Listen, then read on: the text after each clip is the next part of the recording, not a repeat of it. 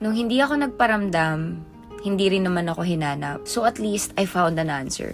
Okay na yun. Naniniwala ako sa idea na having no closure is the closure. Alam ko, lahat tayo, pag nag-end yung relationship, iniwan tayo sa ere, bigla silang nawala, biglang nakipaghiwalay, gustong-gusto natin hanapin yung mga sagot. We want an answer. Acceptable reasons na mabavalidate yung sakit na nararamdaman mo. Pero alam nyo kasi, yung iwan ka without any explanation is already the answer. Na wala na siyang pakialam sa'yo at hanggang dun na lang yun. Respect yourself na kapag iniwan ka ng ganun-ganun na lang, hayaan mo na. Tandaan mo, siya ang nawalan ng taong nagmamahal sa kanya ng totoo. At ikaw, nawalan ka lang ng taong tinitake for granted ka at hindi makita yung halaga mo. Masakit lang sa umpisa. Oo, ramdam ko, been there than that. Pero kasi at the end of the day, wala kang magagawa. Kahit iuntog mo yung ulo mo sa sarili mo, kung hindi ka gusto, hindi ka gusto. At kahit bali-baliktarin mo man yung mundo, wala talagang pakialam yan sa'yo